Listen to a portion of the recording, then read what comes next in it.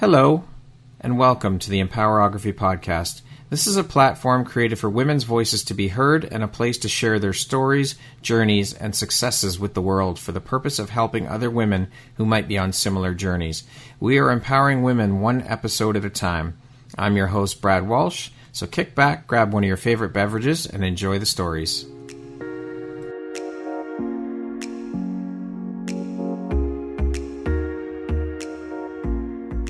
If you're looking for jewelry that makes an impact on your self-care routine and your style, Empowerography would love to offer you a discount code to one of our exclusive partners, Quartz and Canary Jewelry and Wellness Company. Please use code EMPOWER15 to receive 15% off upon checkout at www.quartzandcanary.com. Quartz and Canary is truly the place where spirituality meets style. Hello there, Brad Walsh here, your host of the Empowerography Podcast. Today, my guest is Maria Brito. She is a women's empowerment coach. How are you doing today, Maria? I'm doing great, Brad. Thank you for having me. Thank you very much for taking the time out of your day to be here with us and share a bit about your story and your journey. And I'm honored and happy to have you here. Thank you so much. I appreciate you. Thank you. So as mentioned, Maria, you are a women's empowerment coach. You're also a breathwork and tantra teacher and a yoga instructor. That's a hell of a lot of hats you wear, Maria. How do you find the time to fit it all in? And what do you do to prioritize it all? Well, it's a way of life for me. I practice what I live. I teach what I live. I practice all of these things daily and I incorporate them into my coaching. So it's like breathing for me, something that comes so natural. And this is the beauty of the world that we're in now, that I can teach this work via Zoom. And it gives me more flexibility to work from home and reach a broader audience, because I work with women from all over the world in different time zones. And with each woman, I use either tantra, breathwork, yoga, or all the things. I like to say all the things, right?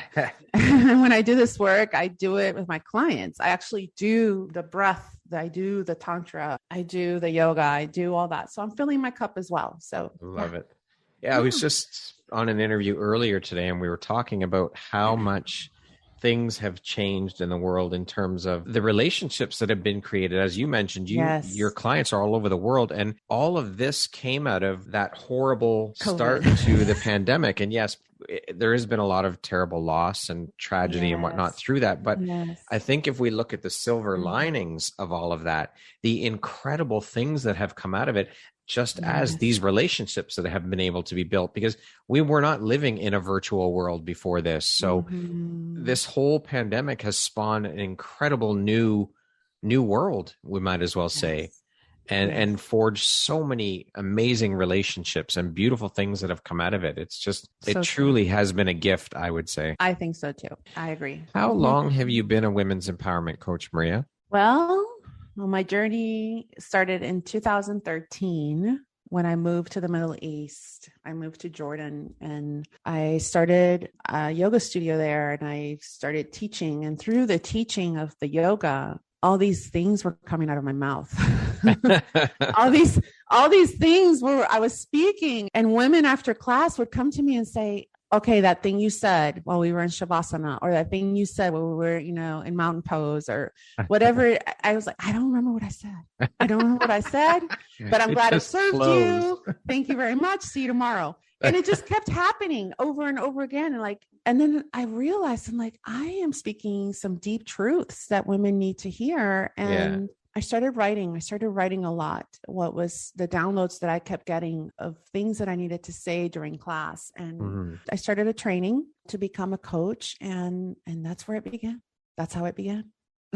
So why did you decide to focus your energy on business, on helping to empower women? Did this journey begin with some of your own personal struggles? Absolutely. I feel any empowerment coach will tell you that an event in their life became the catalyst for this work, as it was for me. So yes, absolutely. It was a moment in my life when I found myself at the lowest.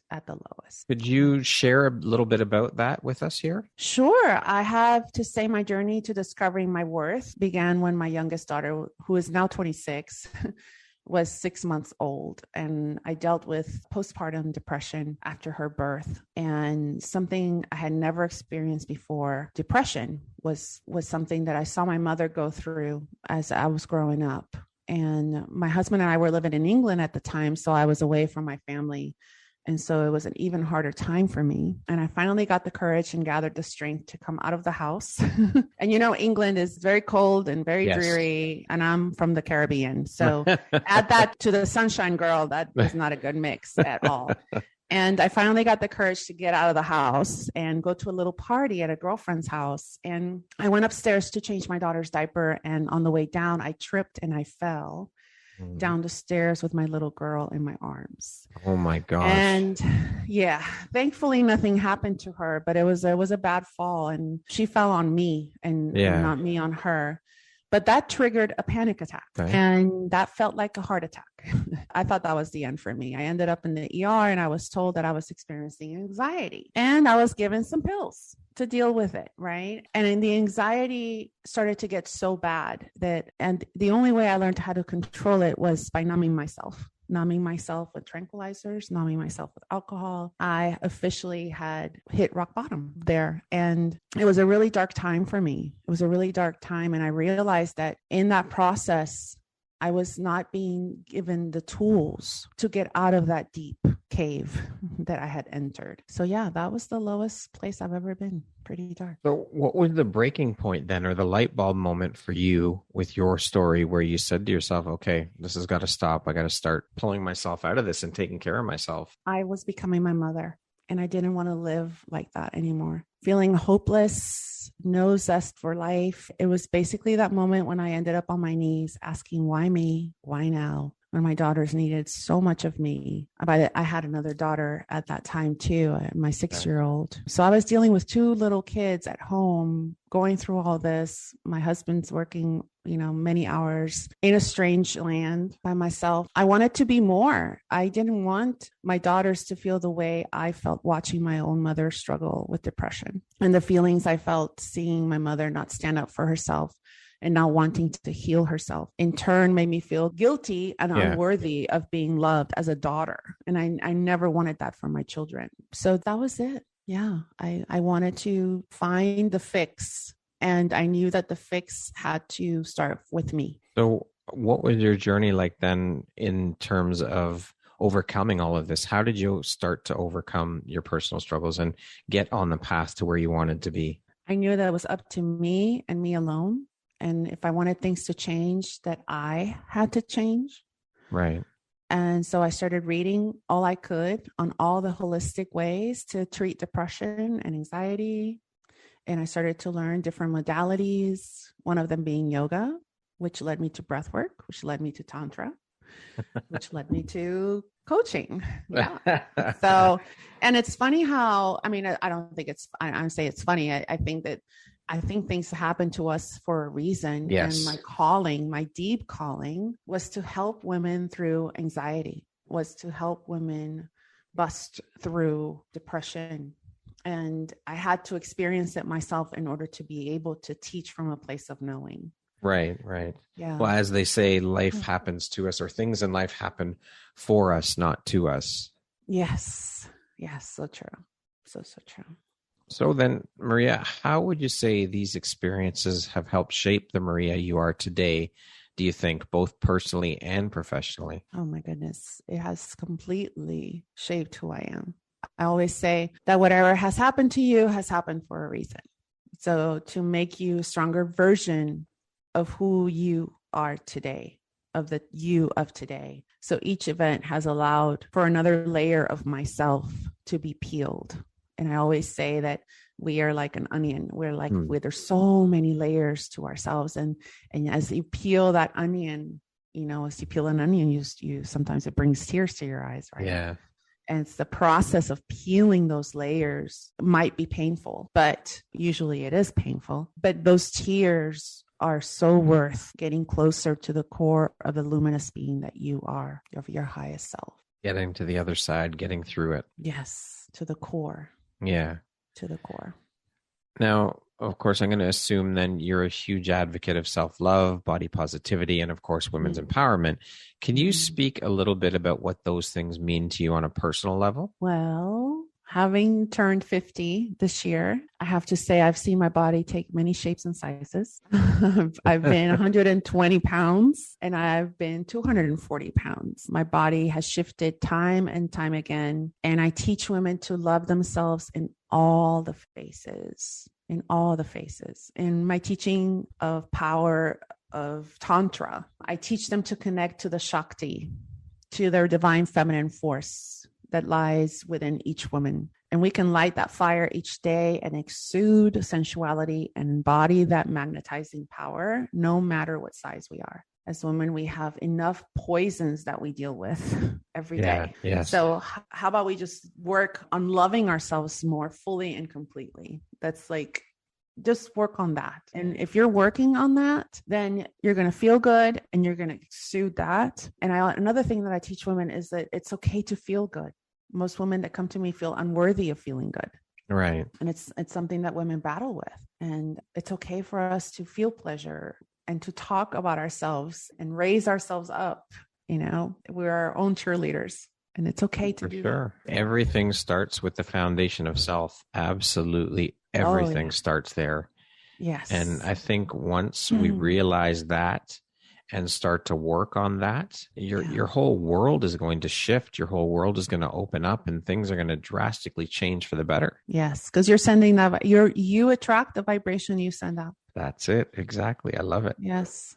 Yes. You have said that your focus is on assisting women in their journey to connect to what needs to be healed within in order to create space for what women want to manifest. Why is this mission so personally important to you, Maria? We have to enter the cave that we fear in order to find the treasure that we seek.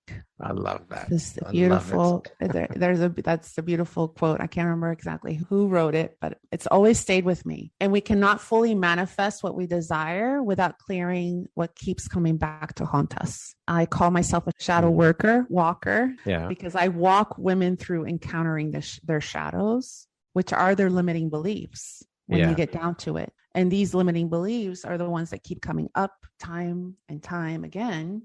And most of these beliefs were brought up when there were little girls. And it's something that was not dealt with, talked about, witnessed. And so these thoughts keep coming up and they bring up fear and they keep us small. And then once women encounter these fears, witness them fully and learn to use that energy to serve their highest good, it changes everything for them. Then they're able to manifest beyond their wildest expectations.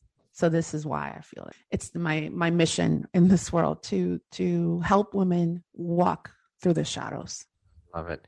Self-limiting beliefs are the worst thing that we as humans, one of the worst things that we have to deal with. I mean, it's bad enough we've got to deal with external noise from other sources, other people, but it's the self-limiting beliefs and the internal noise that can be crippling. And that is one of the hardest things to overcome and deal with and fight. I mean, you can beat it down as much as you can, but it's still going to creep back in on days here and there. It's going to happen. But if you can get past that and clear that hurdle to where it's not plaguing you every day, again, your whole world is going to shift. Yes. So powerful. But that's the work. That takes a lot of work. A lot. It does. And, some women are not ready for that work. Yeah. And so that's why I always, do that first consultation and we talk about, what needs to be dealt with. And some women, it takes, 3 sessions with me to bust through it. Yeah. Some women, it takes 1 session. Some women, it takes an afternoon, and some take 2 years, or 3 years. So it's work. That's why we call it the work. That's it. The shadow work. So great segue. You touched on it very, very briefly there. Can you share a bit about your process when you bring a new client on board and begin to work with them? Sure. We begin with shadow work each and every time. It doesn't matter if it's an afternoon workshop, if it's a yoga class, if it's a program online, if it's a retreat. I use powerful breathwork, a breathwork style. And then I use writing prompts to get the process of purging. I call it the purge going. And depending on the amount of time a client chooses to work with me, I decide where the focus will be. For example, I may have a woman who's dealing with anxiety and has not been able to leave the house, like me, like that was my case. Right. And then I might have a woman who just went through a divorce and wants to start dating again. So for each of these women, I would work slightly differently, but the process is similar as well in many ways. Both women would experience aspects of yoga, breathwork, life coaching, or what I call witnessing sessions, writing prompts, women's circles. So I do a lot of work in community because I feel that really helps women not feel alone. Yeah. So any woman that's working with me, even privately, will get to experience a women's circle where all the women that are working with me at the time will come together. And there'll be a theme that I share. And this is a very powerful moment that practically brings women to tears immediately, because it's just to be able to see a reflection of themselves, of what their struggle is like for another woman. Permission to get up and speak and realize that, hey, you know what? I'm not the only one going through this. Yeah, because these women have not allowed themselves to take up space. Right. And so to be able to take space and to be heard without judgment, to be heard and just be held in that kind of container is very powerful. And then, of course, I work with Tantra with each of the women too. So, yeah. Well, I mean, really, when it comes down to it, all we really want as humans, women and men, is to be seen and to be heard. Those are two very basic things, but it's so hard for us to do. Yeah, we keep apologizing for taking up time. Yeah. And you mentioned anxiety, and so many people suffer from this in life, and it falls under the mental health umbrella, and which I think still mental health is still kind of looked at as this dirty secret, and it's swept under the rug, like you shouldn't talk about it. And of course that's more prevalent in some cultures compared to others. But I think as a generality on the whole, it's still looked at as a very dirty secret. So speaking with anxiety specifically, because you've dealt with it, and I know a lot of people that have it, my wife suffers from it. Do you believe that you can help people, I don't want to use the word cure, but deal with that so that it isn't as prevalent in their lives, no matter what level of anxiety they're going through? Yes. Yeah. Yes, I have. Okay. I mean, I have. The work that I do has helped women. Because of course, I mean, the first things doctors do is, here's some meds. Let's get you on these medications. And this is why I was so upset with the process and how it was dealt with, because I was fairly young. I was 26 at the time, and I really didn't know. But I have some women in their 60s, 70s, have dealt with this for their whole life. And when they learn the tools that I teach them, they're like, oh my gosh, I wish I had known this back in my 20s, back in my 30s. Life would have been so much easier. It would have been easier to handle this. Right. Because, once you have anxiety, you will always have to deal with anxiety. Right. I mean, and this is coming from a person that has dealt with it herself and has helped women cope better with the anxiety. That's right. There's no cure for it, but you give the women the tools in their tool belt to help cope with it and control it.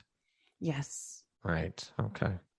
Yeah. Now I want to go back to speaking about self-love and women's empowerment. I mean, the media, of course, plays a huge part in all of this stuff as well, where I feel part of me thinks that it's almost like these words have become buzzwords and the cool words to use, the in phrases to speak about. And I mean, the media obviously has played a huge part in, I don't want to say watering down those words, but it's almost like they've taken away the authenticity of those phrases and the meaning of those words. What do you think about that? What are your thoughts on that whole movement and how the media has played a part? Or do you even agree with that? And this is just me. Yeah. I think the movement of women's empowerment has been around forever. Right. Since back in the day. And I feel in a way, media tends to place emphasis on some aspects that don't really serve women. And they portray women who are empowered in these ways that I don't necessarily agree with. Okay. For example, I'm just going to name the big one, alcohol. Most times a liberated, quote unquote, woman is portrayed with a glass of wine or some other, martini or something in her hand. And this is supposed to reflect empowerment and liberation, and which is when it's completely the opposite. This is something that I'm starting to talk more about with women, because the effects of alcohol on our nervous system, especially if you're dealing with anxiety, especially if you're dealing with depression, it actually causes more depression to surface. And so I guess I just ask women to be cautious on what they're placing emphasis on, especially in this world of social media, when everything on Instagram is perfect, and there's no such thing as perfect. Made to look with the filters perfect. Yes. And don't let media decide how that should look for you. Basically, is important. Well, it's affecting our younger generation, because they see this on social media and think this is how they should be. Well, and I worry. It's completely unrealistic. You having young girls, you know what that's about. I have granddaughters. I have two. There you go. I have two young daughters. They're 20 and 22. And it's horrible that the media portrays this absolutely unrealistic, idealistic view of how women should look. Yes. I agree. I guess we just need to continue to educate our children, because that's where it all starts, that this is unrealistic and you cannot possibly expect to look that way or be that way. It's impossible. And to also educate our young men. Yeah. And our sons and grandsons. I have grandsons too. Yeah. And I've had a conversation with my oldest, my 9-year-old, when I was visiting him in Santa Fe. You have to bring this for them to understand too. Yes. This is not normal either. Yeah, for sure. Yeah. It's funny. You think about all of this that's gone on and that is going on in social media, and all boys, it seems, tend to get lost in the shuffle, I guess. There's more focus on women, and from some aspects, rightfully so, because women have had to deal with so much bullshit because of men. But our boys need to be encouraged and empowered as well as our girls. Yes. Right? So true. Yes. So speaking of empowerment, what do you do as a grandmother then of grandson or grandsons? What do you do to empower the boys as opposed to or versus the girls in your family? Liberation. Okay. I teach them liberation. This was one of the big things I was talking to my oldest Keanu about. His name is Keanu. And I was telling him that, I started to notice a pattern in his speech of he kept apologizing. Right. He kept apologizing. I'm sorry. Oh, I'm sorry. Oh, I'm sorry. And one of the things that I really work with women on is there's no sorries in this work. I don't want you to apologize anymore, because we use sorry so freely. It's like it doesn't even have a meaning anymore. Yeah, I feel. Yep. And so just really saving your sorries for the good ones. And that you don't need to apologize for speaking up sometimes. And you know that I do want to hear what you have to say. Even though you're 9, I want to hear what you have to say. You have a voice. Exactly. So that liberation of feeling free to be you in every way, in your speech, in your movement, to embody the most joyous version of yourself. That to me is empowerment. Beautiful. So that would be your definition of empowerment as well then? Yeah, it is. I feel to embody empowerment is, and to help another woman feel that. Yeah. Maria, what excites or lights you up the most about the work that you do? Seeing women transform in front of my eyes. That's like the best, especially at my retreats. I hold 3-4-day retreats a year in different places in the world. And the process I walk them through literally transforms the women, and the women that arrives on Thursday transforms into a powerful goddess by Sunday. And it's like, I just love that transformation. And women are like, I don't know if that's going to happen for me. They arrive on Thursday and like, I don't know if that's going to happen to me. And then by Sunday, they're like, I can't believe that happened for me. For me, that's like the biggest gift ever. Yeah. Yes. So powerful. Witnessing transformation is incredibly powerful. I mean, I witness it on a different level, being a photographer, a boudoir photographer, helping to empower women through the genre of photography. And I liken it to watching a caterpillar transform into a butterfly. It is one of the most incredible things to witness in this world. To see that happen and unfold right before your very eyes, to see transformation, whether it be through the methods that you use and you see through coaching, or me as a photographer seeing this veil be lifted and this transformation. It's indescribable. There aren't enough words to properly convey and describe what it feels like to see that and be part of that. Is just beyond words. Yeah. So powerful. It's phenomenal. Seeing as you work specifically with women, what are your thoughts on the landscape of entrepreneurship and women-run businesses? I want to talk a little bit about that and leadership and things like that. Sure. I love to see women take ownership of their talents and making change happen, not just for themselves, but also for their communities. I always say that when a woman finds her liberation, her gift, her seva, as we say in yoga, she gives other women the permission to do the same. And as wild and as big as that dream can be, women running businesses, a business is creating the new earth, as we say, an earth that embodies the divine feminine. And that is a beautiful thing to witness, That landscape is drastically changing too. It's incredible. Yes. And I think, again, part of that is due to what the world has gone through with the global pandemic and shifting the mindset and shifting the way of thinking around all of that. And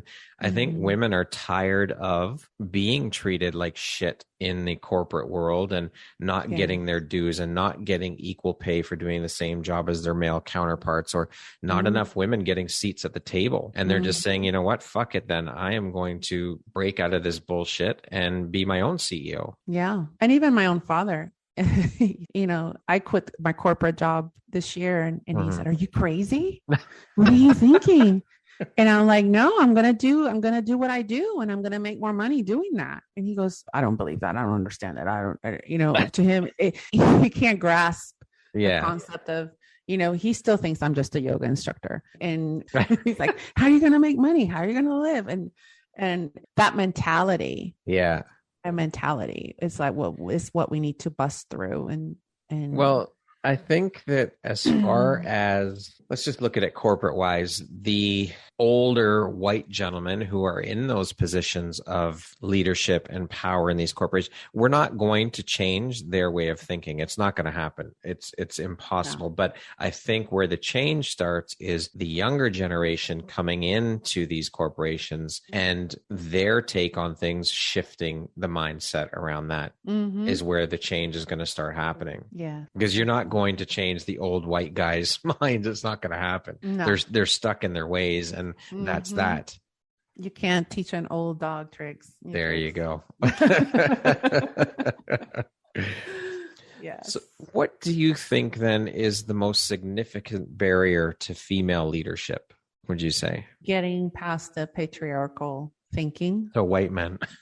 The mentality of the deep wound that women have to be and act like a man in order to be successful, because it's ingrained in our world. It's ingrained in us. And we can be empathic, compassionate, graceful, and find success and then some.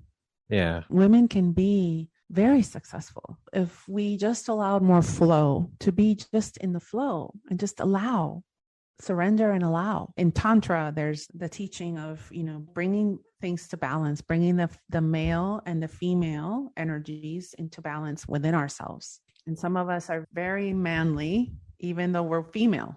Yeah. We like to control a little bit too much. Right. It's finding that balance and getting away from that thinking. I think that's what's gonna liberate more women to step up into leadership roles.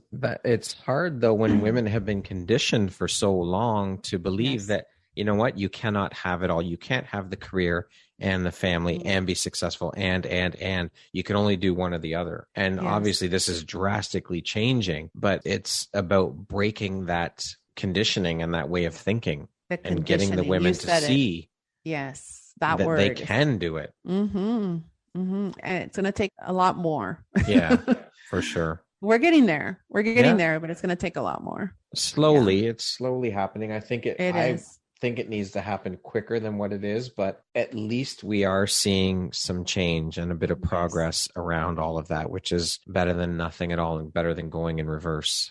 I agree. What advice do you have for women looking to grow either their own business or within the company they work for? I say be yourself, speak up, believe in your dream, and know that you're worthy of reaching the level of success that you desire. Take a step towards your goal each day. Even when I was in my corporate job, I was a budget analyst.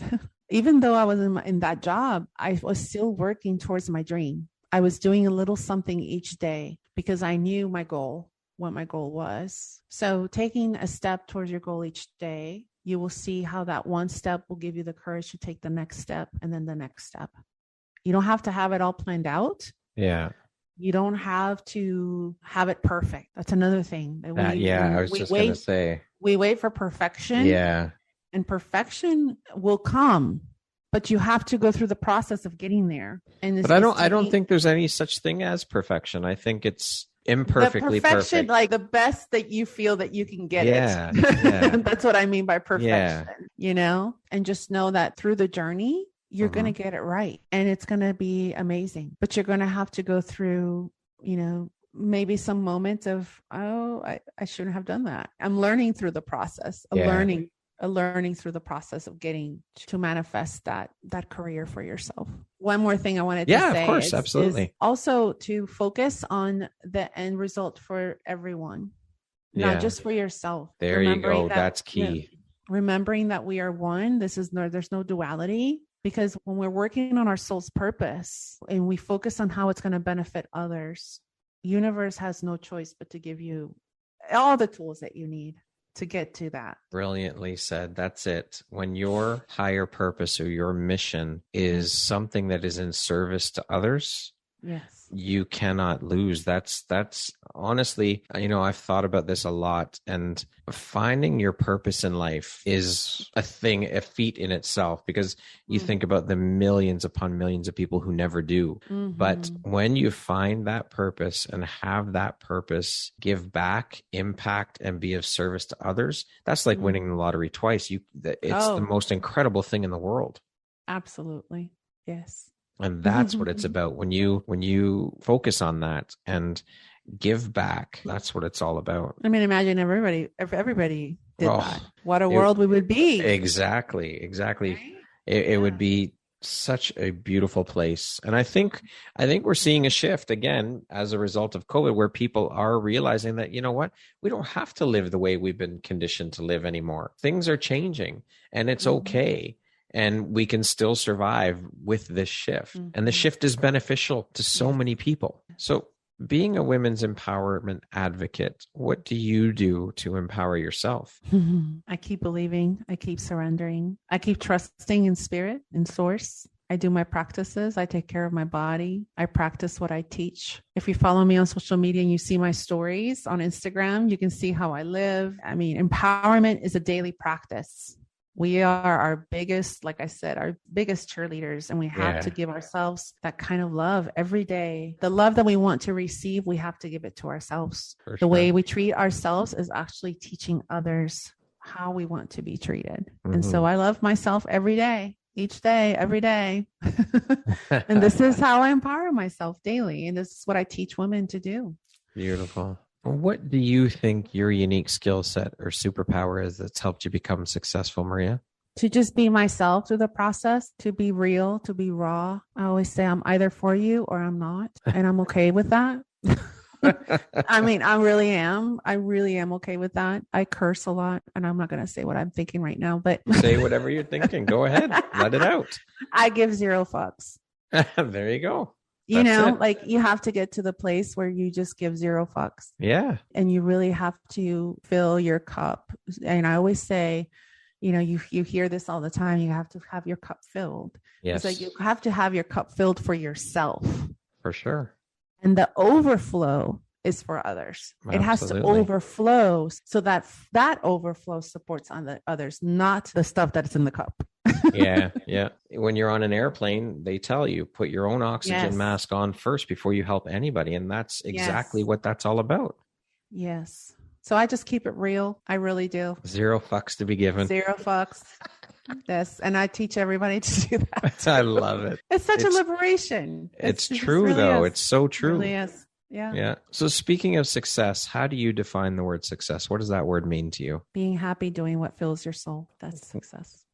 What would you say is one of the most important things you've learned in your life? And what was your life like before learning it? What was your life like after learning it? God is within me, not outside of me. And I am a co-creator of life with my source. So I gave my power away before I knew that. And I didn't take action because I was waiting for the thing to happen, right? Now I pray, I sit, I meditate, I wait for the download. I take action towards what I desire. I wait, and I see if universe responds back with some action that supports it. And then I press forward. That's co-creation. Love it. That's the power of co-creation. What would you say is one of the best pieces of advice you've ever received? Slow the fuck down. I mean, you said it. I could say it. So of course you can. 100%. Yeah. I love it. Slow the fuck down. Slow the fuck down. I mean, really think about it. I just like encourage everybody that's listening to this just to slow the fuck down. Like, just talk slower, walk slower, eat slower, really take the moment in. I mean, that really pushes you to be in the present. It really does. Well, we're so caught in this convenient state now. We want everything now. We don't want to wait. There's no more patience. People are not patient whatsoever. No. Everybody wants everything immediately. And sorry, but that's not the fucking way life works. No, it's not. There's no rapid fixes. No. But everyone's looking for that magic bullet and that quick fix for everything. And there is no quick fix or magic bullet. You got to put in the work if you want something. Yeah. Whether that be with self or you want to grow your business or you want to get to the next level in that corporate job, whatever it is, you got to work for it. And it takes time. There's no fast track. You said it. And the sooner we realize that, the better off we'll all be. You know, that's one of the things in my first consultation with women is like, I tell them, I say, you got to do the work. Yeah. Be willing to do the work. This is not going to come, by tomorrow. No. You have to put in the effort. You know, you're going to get out of this what you put into it. That's no one else is going to do the work for you. That's it. There you go. Exactly. Right there. I mean, we are the masters of our own destiny. We have the remote control. Only we can change the channel. Yes. Yeah. And that's it. But so many people don't want to put in the work or are too lazy or are too frightened to do. When we're talking about self-work, they're too scared to go within and look within and see what's buried beneath. Yeah. Right. I have so many women who look at my Instagram and they're checking me out, quote unquote, checking me out. And they see pictures of my retreats or my workshops and women are like, crying, and they're like, oh my God, that looks intense, And it's like, I don't know if I'm ready. And I'm like, well, you will know when you're ready. You will know and you'll want to come. Yep. But something intrigued you about the work. So, it's just funny. You're going to be ready eventually. And that's what I tell them. I said, you'll be ready. When you're ready, you'll call me back. That's it. Yeah. Maria, what is your personal motto? Just breathe. The breath saves you from being a very bad human sometimes. Just breathe. What is the most recent investment you've made in yourself? This year being my 50th around the sun, I actually invested in myself to travel, especially after, the COVID year. I love traveling.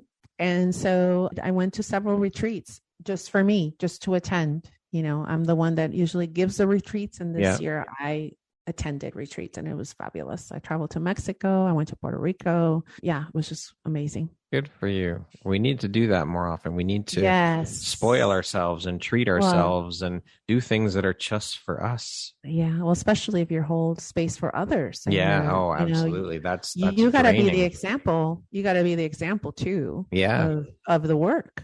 And for sure. Yeah. Okay, we're going to jump into a little rapid fire section here. So the next grouping of questions just be 2, 3, 4 word answer type thing. Okay. Okay. What was your dream job as a child? Flight attendant. If you came with a warning label, what would yours say? will cause you to wake the fuck up. I love it. How would you describe yourself in one word? Colorful. What would your family and friends list as a couple of your best characteristics? Devoted and safe. If you could teach the world one thing, what would it be? To love. What's one thing you want but cannot buy with money? That one was kind of like a hard one. I mean, because I have inner peace, but I think that's a hard thing for people. You can't buy inner peace. You have to work for that. Yeah. If you could change one thing about the world, what would you change? I would bring in more feminine flow. What is one of your favorite quotes? Our deepest fear is not that we are inadequate. Our deepest fear is that we're powerful beyond measure. It is our light, not our darkness, that most frightens us. Marianne Williamson. Love that quote. That concludes our rapid fire section. Now back to our regularly scheduled program. Maria, what does the best version of you look like when you close your eyes and imagine it? Vibrant, peaceful, and magnetic. Yeah. What is an unexpected blessing or occurrence in your life that you're grateful for? I am completely grateful that people that help me rise and learn more about myself keep showing up for me to support me. If you had the opportunity to sit down and have a 1-hour conversation with one woman, who would it be? It can be anyone in the world. My mother. She passed in September 11th. She passed. I'm sorry. And I would love, thank you. I would love to have a conversation across the veil with her. Yeah. What do you do to keep yourself inspired every day and to inspire others? I do the work. I read inspirational books. I lift myself up by working out daily, getting my sweat on. I call it the baptism. You got to get your baptism on. Baptize yourself. Baptize yourself, child, with some sweat each day. Purify yourself. And I maintain a daily sadhana, a daily morning practice that involves breath work, involves embodiment. Sometimes it's dance, sometimes it's crying, sometimes it's screaming, sometimes it changes form each day. Yeah. And I write, I free write, I brain dump, because that's where I find a lot of inspiration, actually, in what is in my brain. And it comes out in paper. Yeah. Sometimes it really wows me. Like, wow, that was where did that come from? Yeah, that was in there. Wow, I didn't expect that to come out. But yeah, that's how I do it. What is one of your biggest failures, or we'll use the word life lessons or teachable moments, and what did you learn from it? I don't think we have failures. I think we have moments that are detours in the right direction. And for me, it was not believing fully in that I had this gift, because I almost launched this business way before, back in, oh my gosh, it's 2007, I want to say. I was thinking about doing this and I didn't believe in myself then, and I wish I had. But I guess it wasn't the time. Yeah. I wasn't in the time, in the right time frame for my life to support. And so, yeah, that's kind of, for me, it's still kind of like, oh, I wish. Yeah. I wish I had really believed in myself then. And that comes up for me every now and then. But that's okay. It was a detour. I needed to take that detour and focus you weren't on something ready for else. It yet. Exactly. Yeah. Yeah. Can you tell me about a moment when a person's kindness has made a difference in your life? I was having a really bad day. And I was out at the grocery store, and a woman just came out of nowhere. It was like she was an angel. And she came out and she said I was beautiful and asked if she could hug me because she had a deep calling to do so. Oh. And I was like, wow. I just started crying. I just melted in her arms, and she gave me the best hug ever. And I never forgotten that hug. And I still get teary-eyed talking about it because it's something that I really needed. And after that point, I always trusted my intuition. I always trusted the download. And even if it's a total stranger, I will say the kind word. I will send a smile that way or a direction. I will, offer to help, or whatever it is that I feel called to do, I will do it because I have done it so many times now since that moment, since that hug, that I see now we need to do more of that. If you see a woman that is wearing a beautiful dress and you think to yourself, it's beautiful. Oh my gosh, she looks so beautiful. She looks so vibrant. Just tell her. Yeah. Just fucking tell her. Speak it. That's it. You'll never know. That's the one thing that woman needed that day in order to do the brave thing, the scary thing. You never know what that act will help another human do. That's right. Yeah. If you could go back and give your younger self one piece of advice, what would that piece of advice be? Have more fun. That's pretty plain and simple. Have more fun. Just have more fun. And I apply that in everything I do. Like, even if I find myself doing my work and I'm not having fun, okay, how can I make this more fun for myself? Because I am not experiencing fun right now. And I'll turn on some fun music. I'll get up and dance and shake my ass. I'll light some candles, and I'll change the frequency, the energy, the vibration of the room. Yeah. In order for me to feel like I'm having fun. It's just have fun. Just have Life's fun. short.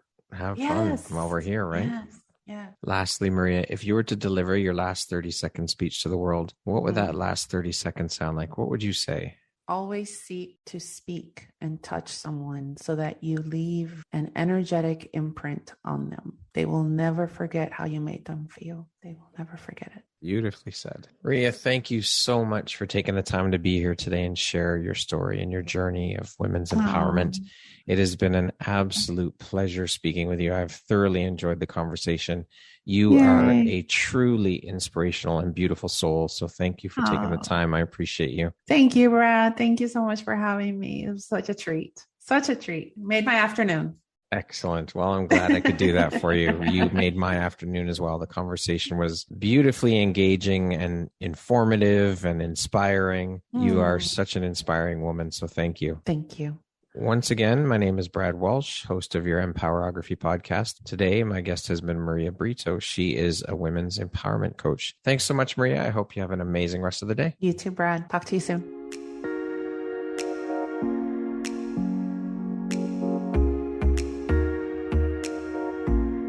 Thank you very much for listening to this podcast. If you haven't yet, please be sure to subscribe, rate, review, and share with all your friends.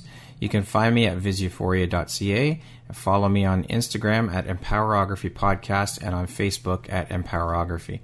Please join me next time for another inspirational story from yet another amazing woman.